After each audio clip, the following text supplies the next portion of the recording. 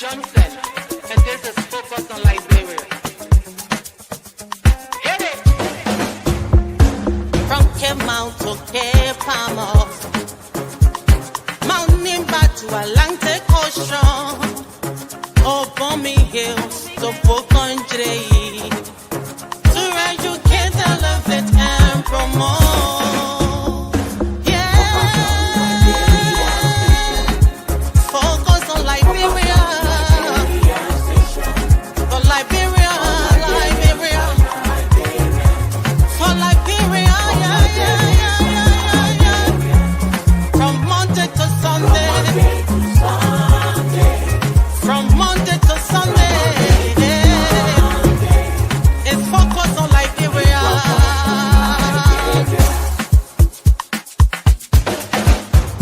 Talk about home affairs, hey, in diaspora, current affairs, hey, reliable information, history, ooh, talking about culture, hey, politics, education, entertainment, business, sports, advertisement, articulation. Focus on Liberia. Focus on Liberia. Focus on Liberia. From Monday to Sunday. Hello, ladies and gentlemen, and welcome to Focus on Liberia. My name is Dennis Jar, and we are broadcasting from Atlanta, Georgia. In tonight's edition of Between the Headlines, we're going to be reflecting on Liberia's Independence Day 178 years later. How have we been doing? And specifically, we're going to talk about the 178th Independence Day celebration, the national oration, and you won't believe it, I am the first Liberian to deliver a national oration in Liberian English. We're going to talk about that too. Let me welcome the new progressive commentator, Dr. Clarence R. Pearson, to the discussion. Welcome, Dr. Pearson. Thank you, Dennis. It's a pleasure being on the show tonight. I want to say hi to my fellow panelists and to our viewers and listeners out there. It's a pleasure being on tonight. We look forward to an interesting conversation. Thank you. Let me also welcome the Islamic scholar who's joining us from Canada, Abe Waka Dukle. Welcome, sir. Thank you, Dennis. It's a pleasure to be here. Let me also welcome the educator and the social commentator, Dr. George Wawole. Welcome, Georgie. Thank you, Dennis. Thank you. It's always a pleasure to be here. And Randy Dapper will be joining us soon, and others. We want to welcome all our viewers from across the globe. This is Focus on Liberia, and we are broadcasting live from Atlanta. Well, July 26th, let's go around the room quickly. Georgie, how you spend your 26th? Well, I spent it rather quietly. Normally, I'm not one for the big celebrations, but I did do some quiet grilling, then went to the park, joined the Liberian community in Frederick here in Maryland, spent a few minutes with them, but I climaxed the day at the community ball in DC, where we were privileged to have Councillor Jones, Muhammadu Jones, deliver his inspiration to the community. Then we were privileged to also hear from our ambassador, Alhassan Conte, who too spoke at that event. Several community members were honored, and it was a befitting honor to be in the midst of illustrious Liberians gathering for the first time, significantly gathering in decades. I thought this 26 was the most momentous 26 celebration I've recorded in the last decade. Thank you. Dr. Pearson, how you spend your 26?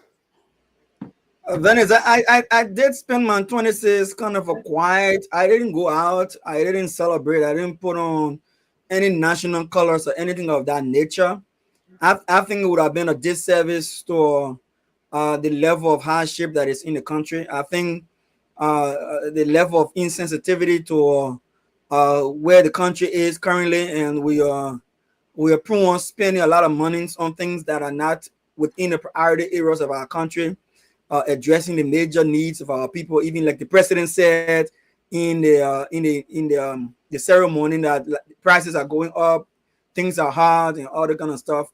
And yet we are still spending thousands of dollars on occasions that yield no results whatsoever. And I'll close by just saying that, listen, I would have loved for us to have a low-key ceremony as a nation, and focus our resources, meager resources, on things that matter most, as pertaining to how it impact the lives of the ordinary people. So yeah, my celebration was just low-key. Thank you. And we will go deep into that. Mr. Dukley, how did you spend your 26th? On mute, please. Sorry about that. Actually, I didn't have any kind of a celebration. I just called two friends to my house. We dined and sat down, talk about Liberia a little bit. That was it. Nothing really formal.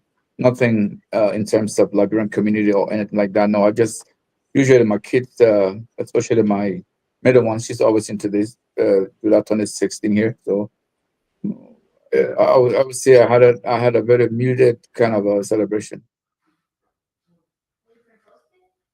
All right. Thank you. I too, we started in the morning by hosting Focus on Liberia own virtual July 26th program. And what we did was we had people reading speeches, orations from as far back as in the 19th century till now. And what we found is the things we are talking today, those things were spoken about long, long ago.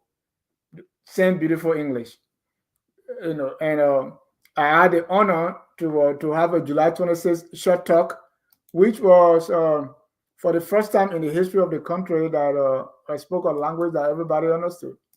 So, I watched that. It was good. yeah, that it was good. So if you didn't watch it, go on YouTube and you're gonna see that clip, and be able to do something, watch it and give your feedback. This is our 26. And if you didn't watch it, let me just give you a sneak peek. I said tekue fanonyone tekue. I want to hear you say tekue fanonyone tekue. All right. Today we come here to celebrate our country birthday. It's been almost 200 years since we moved from under other people rule and their control and started standing on our own. It was not easy, but we did it. Amen. That's just a snippet. Check it out on Facebook and YouTube, and you'll like it. All right. The reason today's show is in two parts. We're going to reflect and we're going to go into today's program. And if you are in the audience and you want to join, ask me, because we want to talk about this thing, right? So that's why I've gathered these distinguished panelists to examine first whether Independence Day is still relevant in the lives of ordinary Liberians, and if not, why? Is the day worth celebrating, or has it become a hollow ritual? Let's look back at Independence Day, and let's reflect. And I want to start with Mr. Dukley. Is the day worth celebrating? Is it, when we look at it, is it, how does it impact the life of the people? Is it still relevant in the lives of the ordinary Liberians? Yes or no? Is it worth celebrating, or has it just become a ritual now? Just look back as far back as you know to now. Dennis, in order for anyone to understand this Independence Day, you have to put it into context. Sometimes we call it National Day, sometimes people call it Independence Day.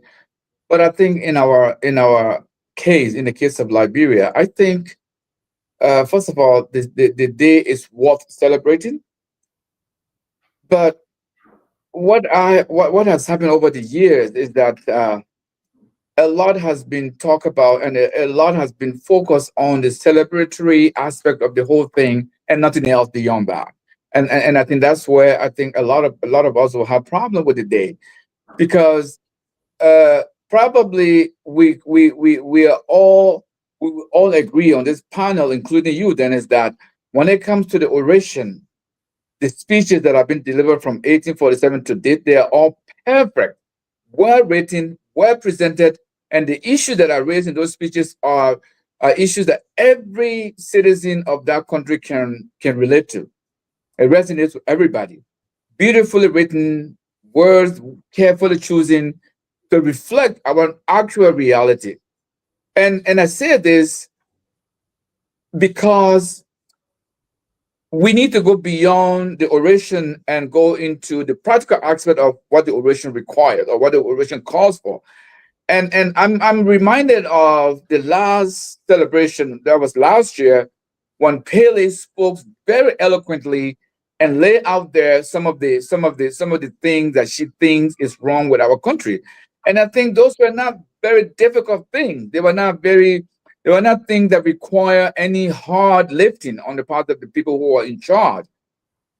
And so this year, like any other year, is very similar to what happened last year. So yes, we all, and I can even dare say that to celebrate something like this is universal everywhere. We might name it, different. We call ours here Canada's Day. People call it in the U.S. something else, but everybody has a day that is significant to everyone.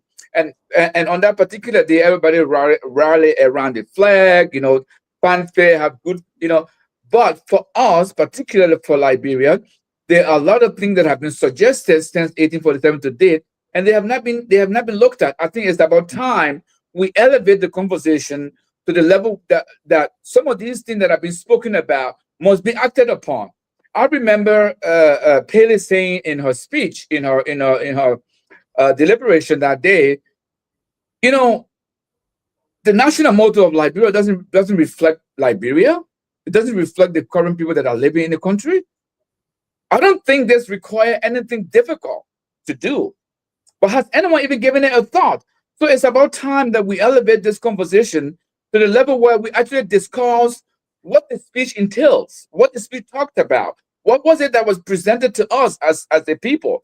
Because Dennis, I can tell you, almost everybody who has spoken on this very occasion, from Joseph Jenkins Robert to date, if you want to grade all of them, I think you will get all of them A plus, and you can nobody can dispute that.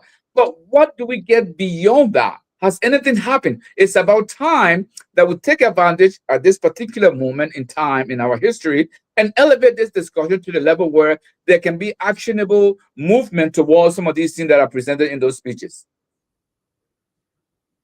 Thank you. Dr. Pearson, 178 years later, what does Liberia's Independence Day mean to you personally and to the country as a whole? Then I wouldn't want to betray my age on the show, because I might not be attractive to my wife thinking I'm too old. But when I count how many 26 I have seen from the day my parents bought me 26 clothes to when I bought my own kids 26 clothes, now I'm buying grandchildren 26 clothes. I don't see the relevance in such what I call high pitch spending on the event. I don't get me wrong. I do agree that it is an important event for a nation, and Liberia is no exception. But what's the purpose? What is the purpose of the celebration? Because when you want to celebrate and you tell me happy 26, I want to look back after my many years of celebration and see the mark that we've made as a nation and the progress we've achieved so far. The more I look back, the more discouraged I get, Dennis. And what I would say to this is that how much do we even spend on these occasions annually? Yeah, and we'll come to the spending, because I have that question also. Yeah, What does the day mean to you? that quickly, but how much do we spend on that? I remember during early time, it became project driven, where they had rooming celebration. By that I mean, Madam Ellen Johnson said he took it from one county to another county every year, and that project was intended to carry economic benefit to the country in which the celebration was held, because you have scores of government officials, trending to those areas, trekking to those areas, and then they will boost hotel fees, and local commodities will be bought, and local economy will boom. So I would like to see, if I can just throw in the mix, a celebration that is project driven. So don't have elaborate ceremony. You still talking about the celebration. I'm saying, what does July 26th mean to you? Dennis, as a patriot, everybody understands that your founding day, even like your birthday, is important to be recognized. But I'm saying to you, when I look at the purpose for which we celebrate ours, then it starts to lose significance when I'm looking back on my age. That's what I'm saying to you.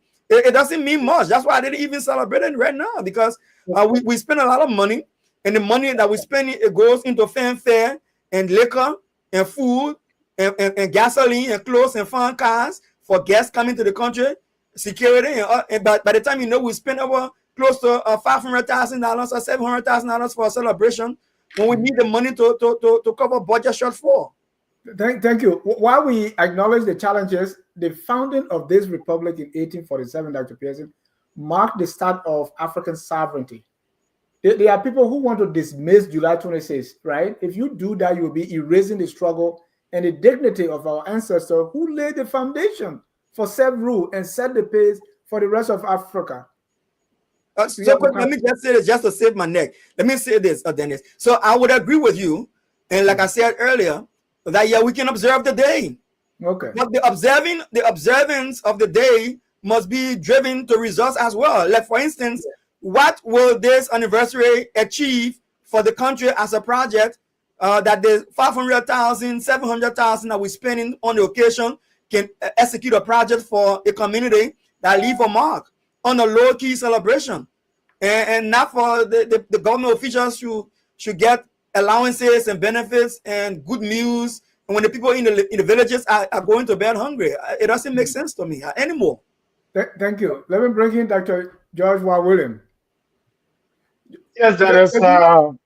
George, let me, since you've been in the classroom just like me, with my 35 years teaching. Normally here, because I have kids go to school here, when July 26th or Martin Luther King Day or all these things, when they are coming up, they give the children, assignments and things, about that day. Yeah. I don't know whether you have any experience with that. Where we really talk about those kind of things in the Liberian school, but include that in your response. Dennis, and I will start with that by saying, Independence Day, National Day, like Dr. Pearson alluded to, is every nation's birthday, just like we celebrate our birthday. And regardless of how much you put in, whether it's an inexpensive exercise or an expensive venture, has significance for the government, has significance for the people, has significance for even our partners from outside. The National Day is not just to come and listen to speeches. As a matter of fact, many of those who provide the speeches for us on the day are most often than not individuals directly associated with the government. And there is a rationale behind why we choose outsiders, not, and I say we, speaking as a government official or part of the structure of government. The National Days serves many purposes. One, helps. It's a day of national reflection. It should be a day of national reflection. Where have we come from? Where are we? Why are we where we are? It's a day of national reflection. It's a day to assess. And most of the speeches we hear year in, year out is intended to inspire us as a people, as a nation, to move further beyond where we are. Okay? And so it's a day of introspection. Individuals reflecting and investigating where have we come? How much have I, as an individual, contributed to the forward march of my country? So there's the inspiration piece. And what can I do to make things better? Put the government one side. How can I? So there's the inspiration piece. And the National Day is for rallying our people. For rallying our people. Now, whether that is done effectively or not is another conversation. That is intended to rally our people. When we sat under the voice of Dr. Pele, who I think contextually laid the foundation for a new government, she was advocating more for a whole change of mindset, a whole change of mindset. As a country, our progress is tied to this so-called relationship with the US. And until that umbilical cord is re-examined, our progress is going to be stifled. That was her call. That was her philosophical approach. And so every speaker over time has given government reason to rethink all that they do. And so, the whole idea, and I understand, frankly, a lot of these occasions should be project oriented. There has to be benefit that's derived, there's the psychosocial benefit, but also infrastructural benefit. President Salif didn't start it. Go way back. Even Tubman rotated Independence Day around the country. Start off with BTC, and then they moved around the country. President Talbot did the same thing. Growing up, I remember part of the Independence Day celebration was something called the Agriculture Fair. And for many days, I ended up at Fendall campus when all the colleges and farmers would bring their wares to Fendall and exhibit those. And so Independence Day is relevant. Independence Day is of significance to a nation. A nation must have a time in its life annually to reflect, to inspire, to motivate and rally the people to development. But Dr. William, what are we getting out of this Independence Day as a people? As a people, I believe, and all of these speeches, let's start with the speeches. All of these speeches helps in terms of the vision, the vision to march forward. As a people, it equips us and oftentimes validates some of the anxieties that we have as a people for our government. And so most speakers will come and re-echo some of the very conversations we are having. And so, in other words, a lot of those speakers, if not all of them, speak on our behalf. It's an opportunity for government to listen to us through the speakers. So a lot of these things that we are hearing, the whole idea of identity and the love of liberty brought us here, and the inexclusive nature of our identity didn't start with Dr. Dunn, didn't start with Dr.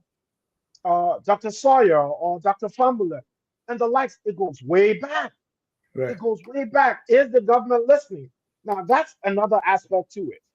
And hopefully, before the show is ended, we will now be delving into how can we transition from just the speeches, like Boyka has alluded to and stated, how can we transition from just the speeches to ensuring that there are actions taken in some of those issues that resonate with the country at large.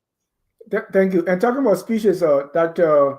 Pearson, there are some who argue that Independence Day speeches are filled with lofty ideas, but lack of follow-up. You correctly mentioned the one by Dr. Pele, and we don't even remember the one that Dr. Dubaya, who now at MPhil, did, right? So the lack of follow-up. What has gone wrong with leadership, and why has the day lost meaning for some people? Because if there's no follow-up to give the speech, that's it. So some people have even argued with some people who say, there's no point celebrating because the day has lost its significance for some people.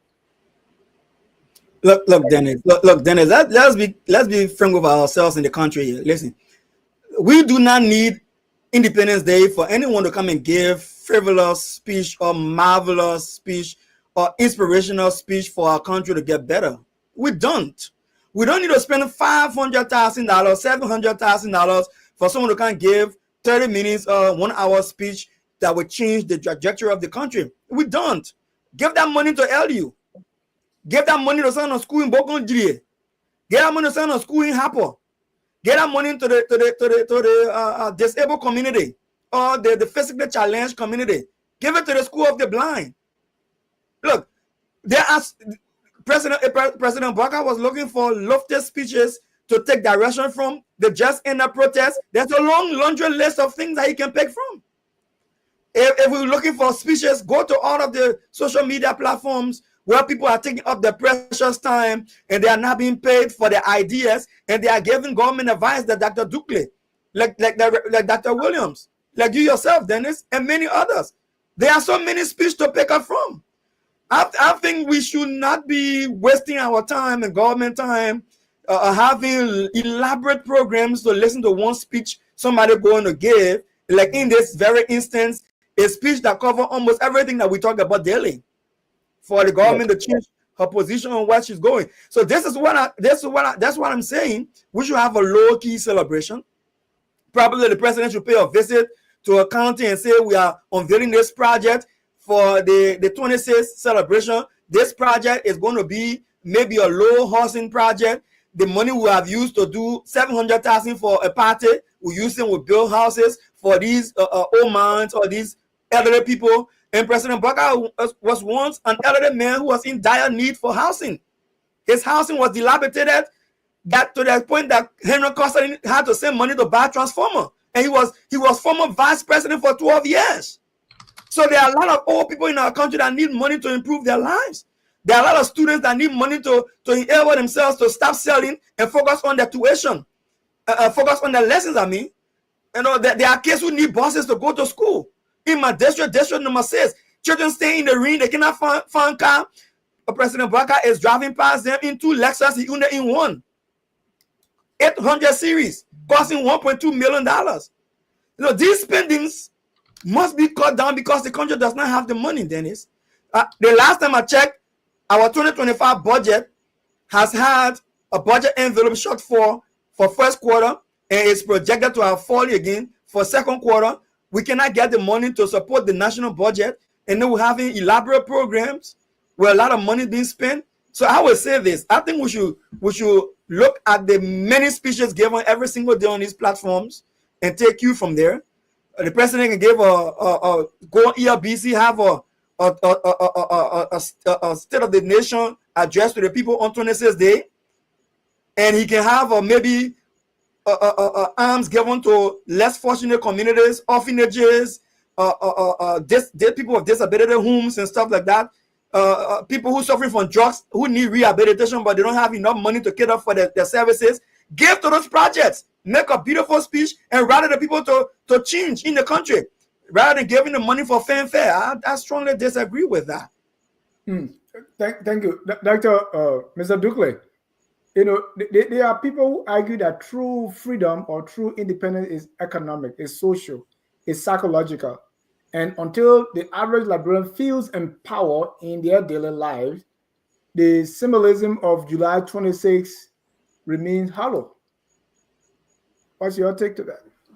That's true, Dennis, and that's true for everything else. Because I think what it is that it's not as if we do not recognize all the ills that we speak about on that particular day, but it just happened to be this occasion where everybody comes together and rally around, and in a celebratory mood and enjoyment. But you see, the true enjoyment will only come when each and everybody feels that he or she has a stake in that celebration. And by having a stake in that celebration, I mean, there is some improvement, or there is some possibility of improvement in your life as a result of this particular day celebration. And that's why I kept saying it's about time that we elevate the conversation beyond these empty speeches and begin to act on those speeches, because there's no shortage of idea that Dr. Pearson just alluded to. I mean, there are people offering brilliant ideas free of charge to the government. And sometimes, like Dr. Williams said earlier, Tobo tried to sort of bring this celebration into the counties.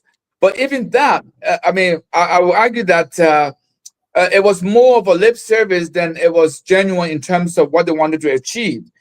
It was in part an appeasement to this notion of everything being, centralized in Monrovia and all that, with no concrete action following that celebration.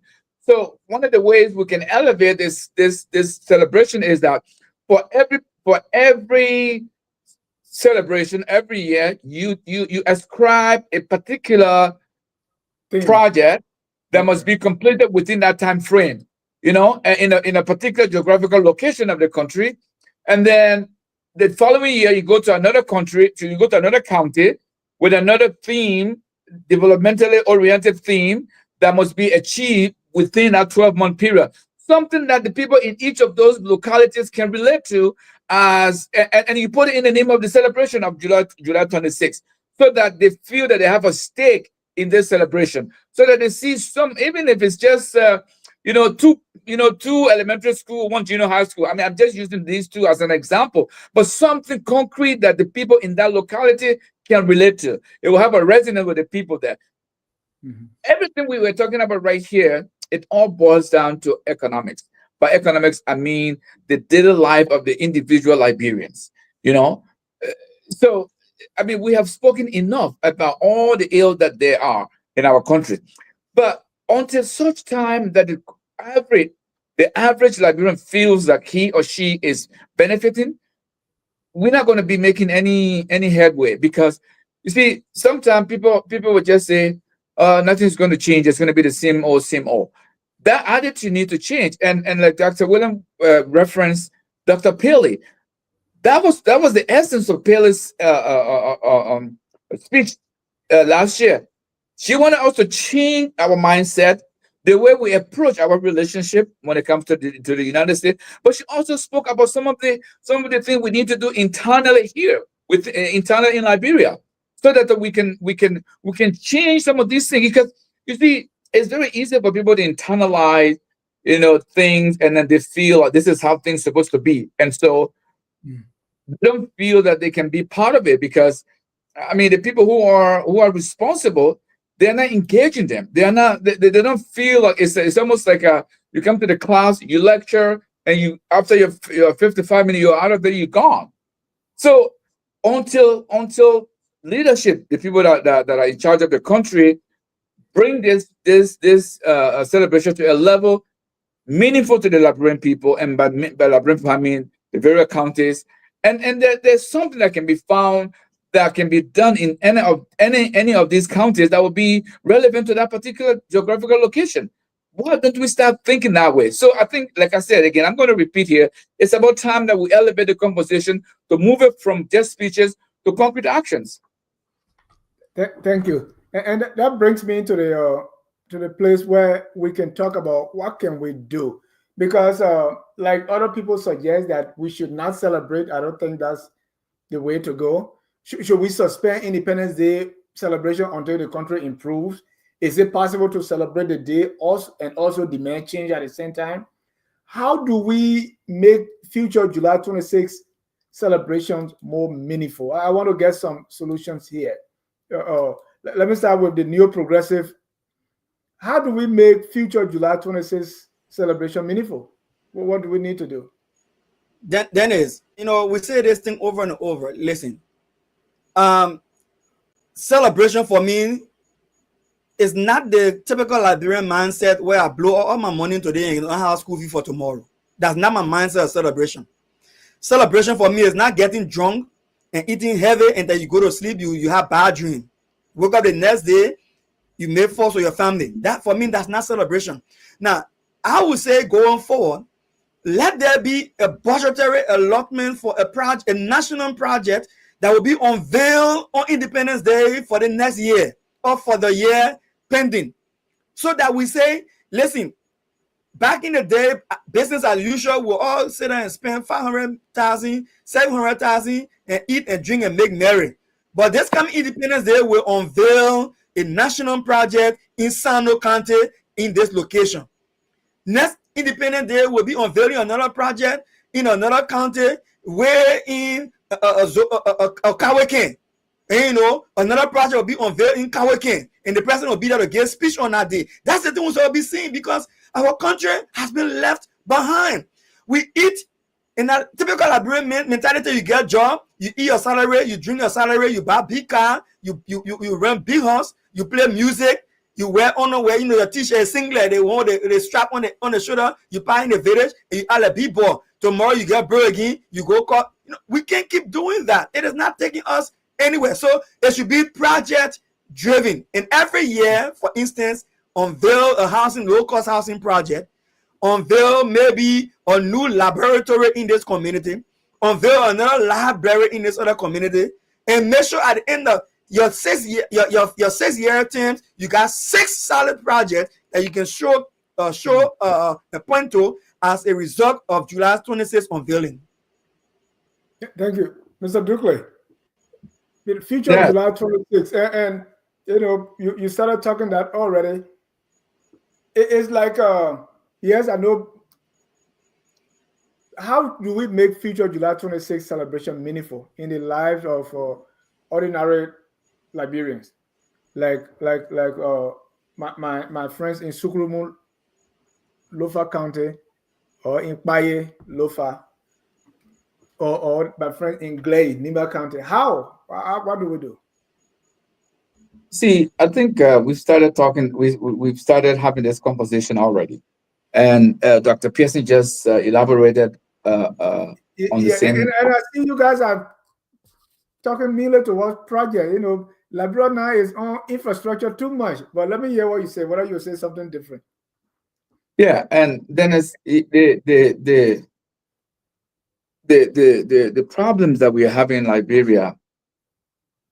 If you minus the infrastructure out of it, and even that infrastructure that I'm talking about minusing, it all boils down to economics. It all boils down to the financial ability of an individual to survive in Liberia in the forms of creating jobs. Because if somebody is satisfied economically, they will be less inclined to be negative towards the government, as opposed to if they don't have the financial means or the economic means to improve their lives. So sometimes when you talk about infrastructure, you talk about development, you're talking about you are moving it from the macro level to the micro level, and all the things that include the region we are talking about, simply because these are the immediate thing that comes to our mind.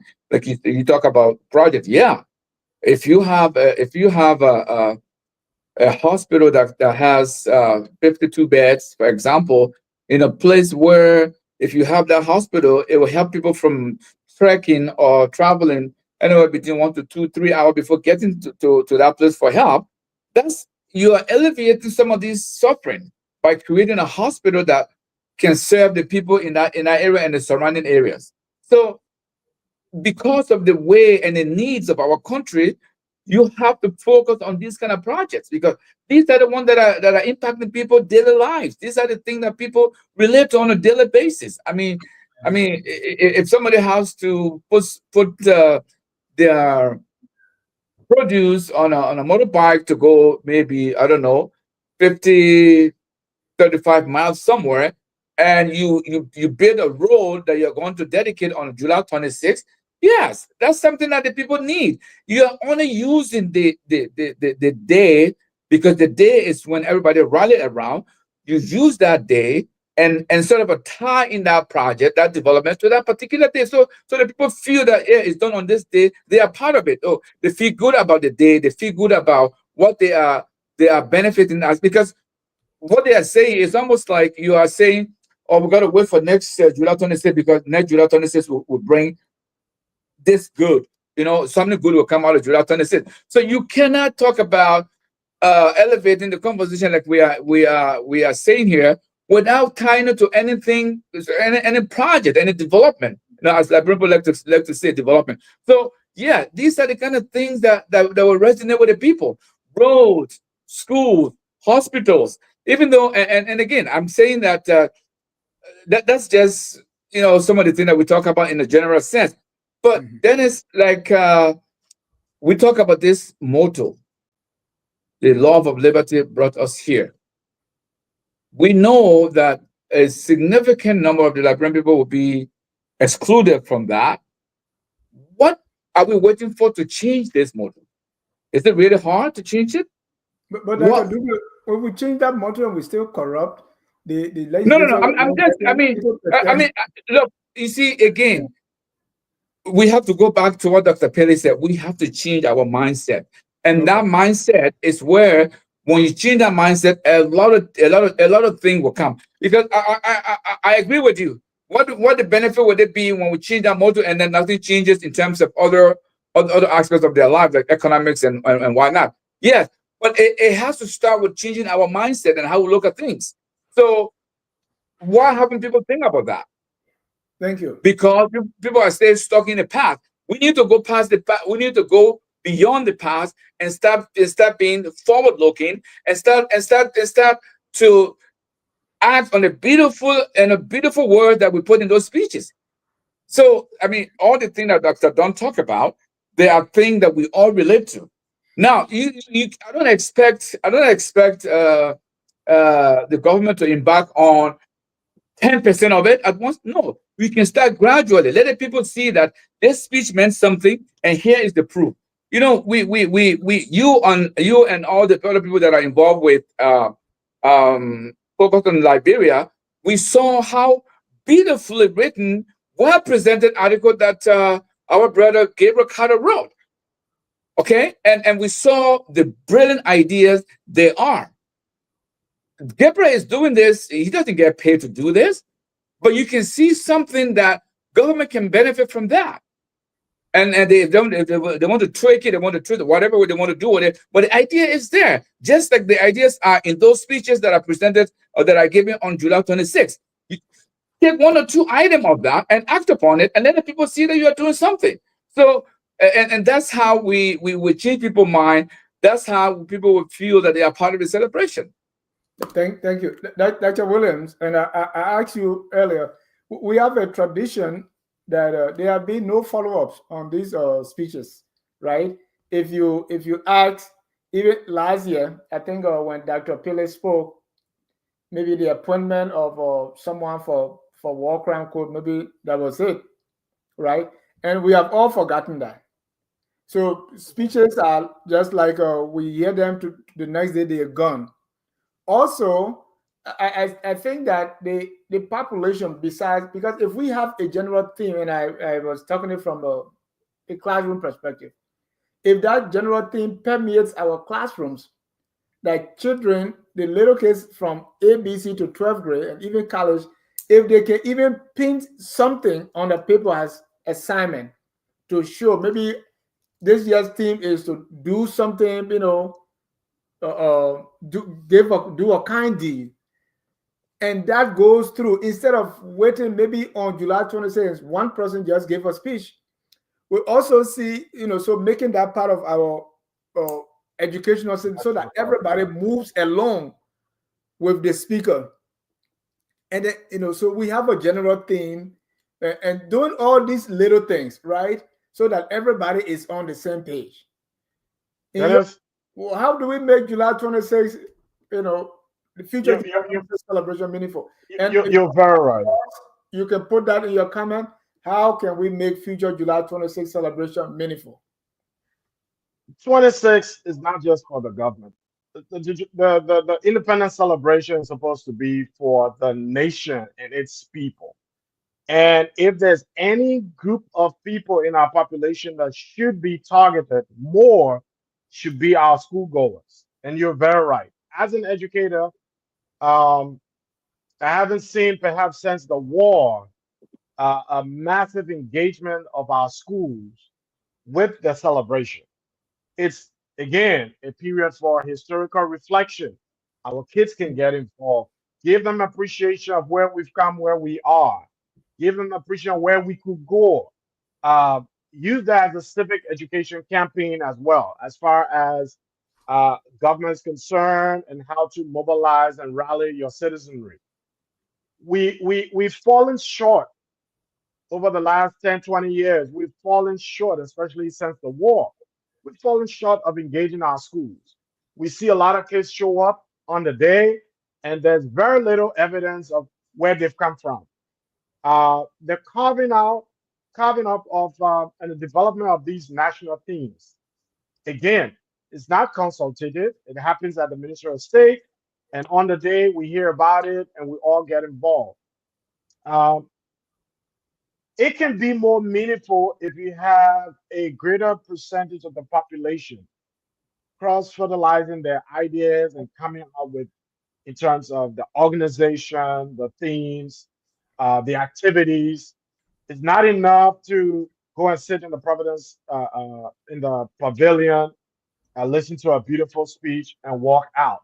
There has to be a structure that not only that's involving, very inclusive, all right, in terms of the planning of the process, the execution, but even more so the follow-ups. Now, it is true, a lot of the follow-ups have been haphazardly taken. I know, and like you just mentioned, Dr. Palin mentioned the appointment of the War Crimes Court executive director. I know that was an issue in her paper, and some actions were taken by the presidency. But in significant parts, a lot of what is heard on the day,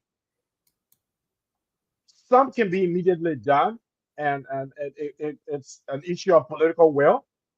All right, some can be easily done. Others will involves deeper conversation, deeper engagement with relevant communities to ensure that some of those things happen. And I totally agree. 26 should, there has to be what we call in football, there has to be a legacy. A legacy, and the legacy can't be the speech we heard. It has to be an action that was taken. As of, remember the OAU conference, for example. The legacy of the OAU conference, the Unity Conference Center, the Hotel Africa, that's a legacy from that 1978 investment. That's a legacy, even though we've sat by and allowed it to depreciate to the level that it is. But that's a legacy. How we failed to maintain what was left behind from the OAU conference, even though there were calls not to do that. It was too expensive. But that's the same concept if we took development around the country. Let's assume for 1 second we took the Centennial Pavilion, structure of that size, into River G or Grand Cru, Barclayville. And we barely have people in Barclayville, and that building is underutilized. Tomorrow, we'll have the same situation we're having at Hotel Africa right now. Yes, we would have put infrastructure in that county, but it would have ended up the same way. So we have to not only think about how to establish legacies in the counties, which is, in my view, an imperative that the celebration ought to revolve around the counties, but there has to also be a structure that ensures maintenance of the legacy, so much so that successive generations can continuously benefit from what we do. Let me tease your brain a little bit. Do you guys know of any repository for all the speeches for our national oration? I would simply say the Minister of State. Dr. Pearson, can we get somewhere we can go now? If I want to look up 1996 July 26th speech, or 2017, or 2020, is there anywhere in the country we all know it can be found? I wouldn't say I'm sure it's in the country, but I know we do have a repository, because I have seen some documents from as far back as J.J. Roberts and other periods. So I'm not aware outside Liberia, but we do have a repository. And even President, let me land. No, Early I 20th mean century, they in also have Liberia. the presidential papers as well. You're talking about Even they Indiana got University, papers, they got terrible papers, they got Tubman papers. And where The I have presidential a papers, repository. the presidential papers was an initiative from Indiana. What I think Genesis' question is, do we own a repository as Liberia, as a country I where think we we can do. go to? I may not know where it is stationed or located, like I said, but there's something we can look into. But I'm sure we do. It might be out of the country, but we do. Trust me. When But you how go many? out, My guess If would it's be out of the country, then we don't my own guess it. would be Uh-huh. my guess would be the National Archives should have something like that. It should. no, Dr. don't Williams. forget about I'm not sure. I'm not the, sure. I'm just speculating here. If anything, Liberian, it should be with the National Archives. yeah, It but the will be civil with the, crisis play a very important No, role. no, so let's forget it will civil crisis. be Let's start from remember, 2000. Let's start from remember, 2005. it will Forget be it. with the Ministry of State. The Ministry of State has a library where these documents are stored for the presidency. So it's not a property of the presidency or the Ministry of State, but it is custodied at the Ministry of State. A copy should be there, and hopefully on the Executive Mansion website, there will be appropriations made. No, I'm suggesting or proposing Yeah, that on no, the before you Executive Mansion forget, you want to see website, where. So we are. you know, It looks like we are so that agreeing that they are nowhere. no, No, there isn't. not nowhere, Dennis. There is a repository for all of our major presidential papers No. and Let's major papers concentrate in our now No, on country. no, United Dr. States. Pearson, Dr. Pearson, you're missing the point. The point Yeah. is these National Day orations. Is there a place you or I or anybody who go and have access right now? No, no. We'll have to call people, ask people, beg people, and we're saying the best place right now, at the moment, as we speak, is the Ministry of State, and they have a website. They have a website. They can populate the Executive Mansion website today with all of those speeches. Okay. Yeah, And we have access. you got me confused now. Let me say this. Where you think you can access this from does not answer the question as to whether we have a repository. Yes, we do have a repository. I just do not know whether it is stationed in Liberia or outside of Liberia. But we do have a repository of our documents as a country. Please, So- Dr. so- Pearson. Yeah, hold but on, if hold you on, stay Dr. outside Pearson. Liberia, then we don't I own think it. Dr. Pearson. Eddie is Dr. looking Pearson, to hold on, host hold on, at Dr. Pearson. Harvard. I think Hold on, Eddie is Dr. trying to Pearson. host us at Harvard. Hold on, Dr. No, Pearson. but Dr. Pearson, this is the issue. If it's at Harvard or Indiana University, it does not belong to us. No, you can say that. We're Dr. Pearson, 178 stop it, years man. old. You just made the point. You just raised the point about negligence in governance, and that's an aspect of negligence. We shouldn't have to go to Indiana or travel outside Liberia to access documents that are authentically ours. I will not And argue with that. let us use, for the sake of this discussion, Dr. Pearson, let us just say national orations since 2005, when President Ellen Johnson Sirleaf was inaugurated, till today. If we don't have anywhere, there may be hard copies in somebody. Just recently, when we were looking for the legislators, when we were looking for their rules, do you know how many legislators I have to talk to send me the copy they have on their computer? And the speaker just asked the American government and partners to get in website so they can put it on there. That's it. So the executive national website, these documents. So what follow-up can we do if we don't even have the document that we can hold people accountable on? So Dennis, I will say this, and I'm going to propose to focus on Liberia. Let us do a letter to the Ministry of State requesting that all, since we can put it back beyond 2005, but for the sake of their convenience, let's write them and request, as Focus on Liberia, right? Requesting that they put those speeches on the Executive Mansion website. You may not have space for all of the documents you want to put on the website. No, There's a limit to how much documents you can upload. Dr. Pearson, I agree, and I know about that. I'm saying, for the purpose of this conversation, From 2005 to now, can we upload those speeches on the Executive Mansion website? All we need are links. The entire document does not need to be on the website, just the links to the documents.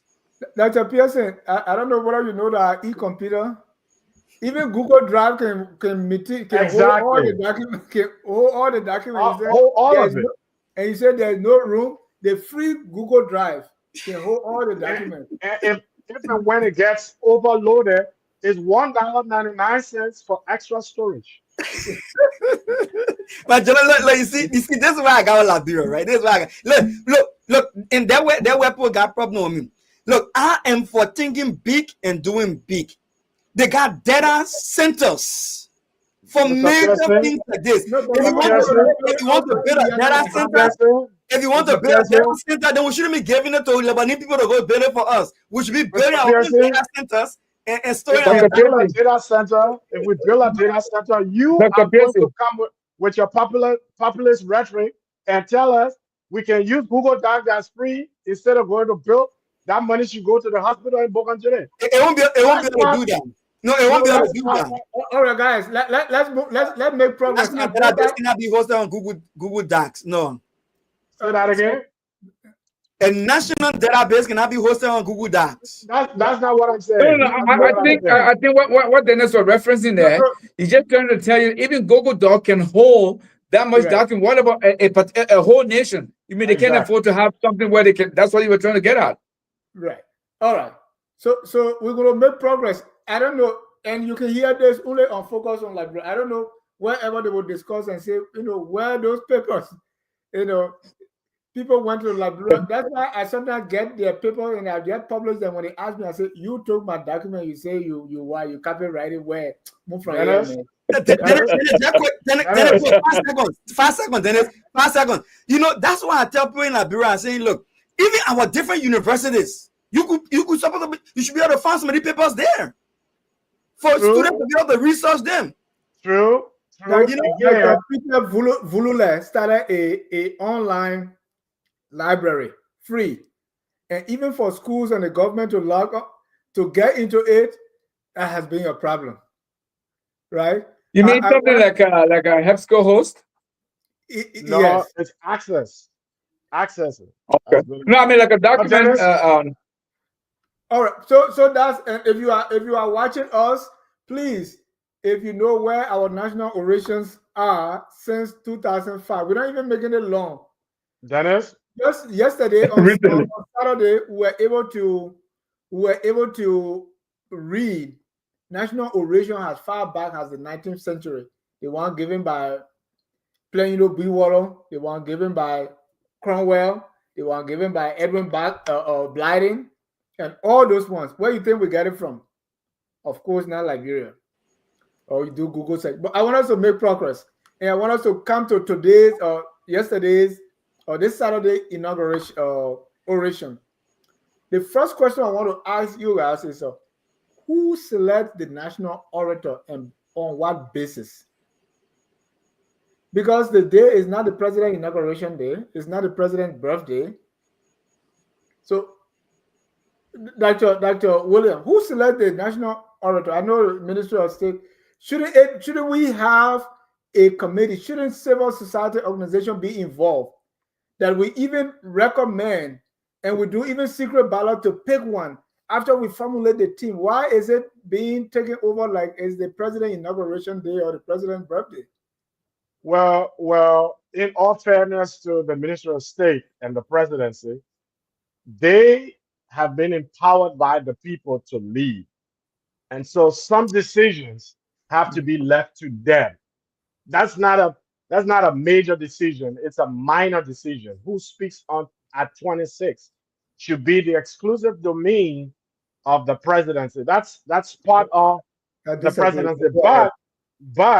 But we've said in terms of making it more meaningful is to ensure that the decision becomes more inclusive. It's not just done at the Ministry of State, but that functionaries of the Ministry of State and civil society and the religious community can sit together and draw up an agenda for every celebration in terms of who speaks, what the theme is, what the activities are going to be.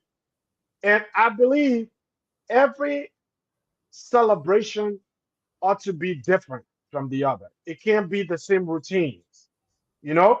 And that can only happen when you bring different minds together around the table to draw up a plan. So again,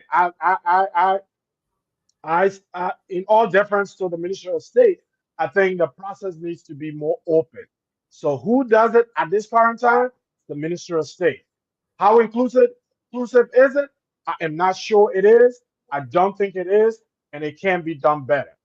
All right, by involving more of our people in the process, in the decision-making process for the National Day, and that will include all aspects of the day, including budgeting, accounting, and that committee, whatever it is, accounts at the end of the day. It faces a GAC audit to ensure that monies invested was spent as projected.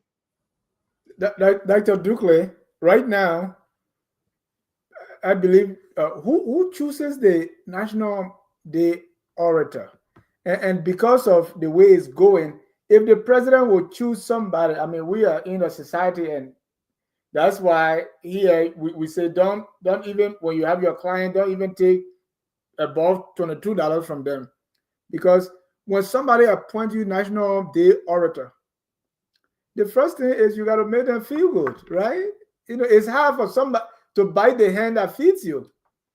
So the way the national oration is done, and I was listening to Dr. Dunn, I was watching his, just the words as they come out. It's like the president picked you. Do you have a problem with that? I do. I really think there should be a governing body to do this, and not just an individual, because it's not his birthday, it's his country. And the national orator was saying, on behalf of the people of Liberia, and we'll come to his speech, he said, on behalf of the people of Liberia, I accept your apology. He was speaking on behalf of the country. The president. He said, we accept. He said he was speaking on behalf of the entire nation. Yep. I find that difficult to accept, but go ahead, Dr. Dukley. Yeah, and you see, Dennis, I'm not too familiar with the process, as Dr. William was just alluding to. I'm not too conversant with the formality that goes on. But I think what you know is you don't hear anywhere. The only thing you hear is the name. Maybe yes. You're right. Yes. That tells you something. And rightly so. And I think, again, maybe this is one way this celebration can be a lot more meaningful to ordinary Liberians who will otherwise not feel part of it, right? Where, let's say, one year you pick somebody, maybe a third or final year university student from Stella Marie. I mean, I'm just saying this as an example. Somebody who doesn't have the fanfare, the fancy resume that we saw, somebody like that, who is from the community, let's say, he's from one of these rundown communities, and he's the national orator of July 26th. That can be meaningful in many ways, where ordinary Liberians can feel that they can be part of the process, right? And again, when we talk about changing our mindset, that's some of the things that we need to change, where we don't want to centralize everything within the presidency and Ministry of State. No, this is a national celebration. Everybody wants to be part of it. Like you said, rightly, I think that would be a good idea where you have a commission, and this commission must consist of every facet of the Liberian society, so that that commission or that committee, whatever it is, must select who is going to be the national orator. I think that's a brilliant idea. Again, that's part of the changing of mindset that we've been discussing. I think this idea is not far-fetched at all. So, but again, you see, when I actually went back and I read his speech as you were talking about what he said, you see, and that's where a lot of people will have problem, because it's almost like, the president is whoever is speaking on that particular day feels as though they are beholden to the president. I mean, for being selected for that particular occasion, right? And now that's why I was saying as you said earlier, if you change the format, I don't know if it is even possible, but if the format is changed from what it is now to create more inclusivity into the selection, I think that's going to go a long way, Dennis. And I think a lot more people will feel part of it than it is right now as we have it. Thank you. And maybe I missed what I said when he said, yes, he said we accept. But what makes the orator think that he was speaking for me? Why is he saying we if he was selected by the president to give a speech? Dr. Pearson, is the national orator speaking for the Liberian people? Yes, Dennis. Anyone who mounts that podium, by virtue of the position of that oration, speaks on behalf of the population, which is the Liberian citizenry. Whether or not the president, whether or not, huh? Who gave them that power? The title ascribed to that assignment. The person speak on behalf of the ordinary people. They bring the people's plight to the forefront. Now, this is what I would say. Maybe that will put you at ease. Any process that shows a level of inclusiveness in our governance structure is a plus for our democracy. It's a government by the people and for the people.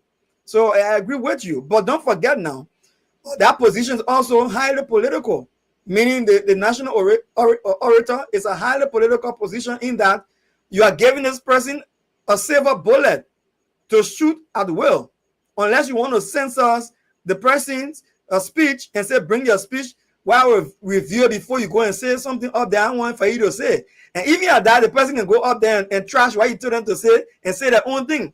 That is a silver bullet. So I think the political nature around that selection is one of the reasons why the Ministry of State is careful not to just give it to just anyone, but they select based upon the level of confidence that they repose in the speaker, not necessarily to control what they say, but to understand that they will come in and represent the country properly. So I will agree with them on that. Do we have a criteria that we all know? No, Dennis, not that I know of. Right, I mean, so, and it's important to understand, for example, Dr. Pillay, I am not sure what that connection is, but she's a Liberian intellectual, young, enterprising intellectual that was brought in. You will not say that Dr. Pillay did President Barker a favor with her remarks, because the U.S. team walked out. They walked out. So the speakers, and I use that as an analogy to disprove that those who are selected oftentimes sing to the tune of the presidency. No, that hasn't nearly been the case in the last 10, 15, 20 speeches that I've heard. Dr. Dunn challenged the president on his corruption. As a matter of fact, there was a point where he even stated, don't suspend, fire. He was calling into question the president's leadership. Don't suspend, fire. There's every reason to fire. Why are you suspending? And so, without using, using what we call creative license, Dr. Dunn took liberty to speak on behalf of the people, like Dr. Pearson just said. When you mount that podium, there is a certain level of invested trust from the people for you. You're speaking for the people. And so with that license as our National Day orator, and that's beholden to the title, National Day orator, he spoke on our behalf. He spoke on our behalf, acknowledging the little gains we've made as far as the burial of the last two presidents, but to ensure that the process continues. Thank you. Let's go into this speech, But first, since we talk on Dr. Pillay, maybe that's one reason Dr. Dunn was chosen. Here's the way people analyze. First, they try to compare, right? And say, well, maybe because of Dr. Pillay, they have to choose somebody will be softer. So the tone, they believe Dr. Pele was more confrontational and urgent. Ambassador Dunn, calm, pastoral, and unifying. The focus on Dr. Pele was structural reform, corruption, foreign relations. Dr. Dunn, healing, partnership, diaspora mobilization. When it came to the call to action, Dr. Pele was strong accountability and reform. Dr. Dunn went to share responsibility, cooperation at all levels. Public impact, it sparked Dr. Pele's speech sparked a national debate, and it made the elite uncomfortable. For Dr. Dunn, it was like gratitude for message, but saying has avoiding the hard truth, kind of bite and blow. Oh, you did well, you build this one, you did this one, you do this one, but just do a little more. Government posture. That one, government was defensive, but they have to take it. This time, Dr. Dunn was perceived as a safe choice. What you make of my comparison, Dr. Dugley or Mr. Dugley? I think that comparison is right on, but you can see that Dr. Pele is more of an activist in this instance, where she's calling for some action that touches the elites themselves. And on the other side, Dr. Dunn is playing it safe. And in that regard, I would say a lot of people will feel that Dr. Dunn would be a safer hand in this instance because, first of all, if you look at his biography, one of the things that people always want to people always turn to highlight is to say that he is the first Liberian born, a leader of the Lakiri mission around the world. Previously, the leaders that used to come, they were all sent from the U.S., they were United States citizens. And so that's the first aspect of his, personality that I like to highlight. And then to talk about his, global leadership, particularly in the youth sector of the ministry, So he comes from a sector that many Liberians relate to, particularly, the Baptist Church or the missionary organization that he's affiliated with. And so, on the other hand, you have Pele, who is, I don't want to say firebrand, but the thing that she called for in most instances do require drastic changes in a way we do things and how we approach things. And probably a lot of people would tend to consider that confrontation. I mean, I don't think it was, in my opinion, I don't think it was confrontation at all. That's the kind of mindset we need right now. That's the kind of mindset, because remember, Pele comes from a lived experience with this government. It was Ellen Sele's government who recruited her, and she was supposed to be in charge of some, what is it they refer to as bilateral scholarships. And what she experienced there and what she saw there really turned her off. And I'm going to say the first scholarship she gave it to herself. Pardon me? But here's how our friend Sam Wallow described the two speeches: showboating versus solution focus. but conclude. Let me go to Dr. Williams. Yeah. So really, the two speakers that you compare side by side, they come from two different orientations, and you saw those differences. So you think after being bitten by Dr. Pele, that President Bouakai decided to play safe? That's right. Yes. Dr. William, let's talk about the tone and the content of Dr. Dunn. Well, I wasn't surprised by Dr. Dunn's tone, knowing I had known and I still know. For the record, I'm a product of Lakiri Baptist Mission School, so I know Dr. Dunn very well. I grew up in a Baptist school. I went to a Baptist church. My biological parents are Methodists, but both parents separated at a very young age. And interestingly, the father married a Baptist, so I went to a Baptist church as well. And so Reverend John was a household name in the Baptist compact in Liberia. Okay, so I know him well. He's he's our executive secretary of the Foreign Mission Board. But uh, in comparison to Dr. Pele, we're talking two different orientations, like Barker alluded to. Dr. Pele is much younger.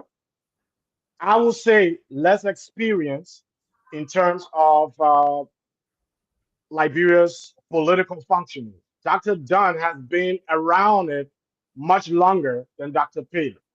And so there is, if I can borrow the brand from Dr. Pearson, there is a neocolonial lens through which Dr. Pele will look at the world that Dr. Dunn will not use. And Yeah, so because he Dr. inside. Pele is more of a radical, Mhm. yeah, more of a radical than Dr. Dunn. Dr. Dunn is more about healing, is more about pragmatic action. Now, the issues that Dr. Pele raised, the issues she raised about our identity and our relationship with the U.S., this is a matter. It's a matter many of our leaders dare not talk about. Many of our leaders dare not talk about.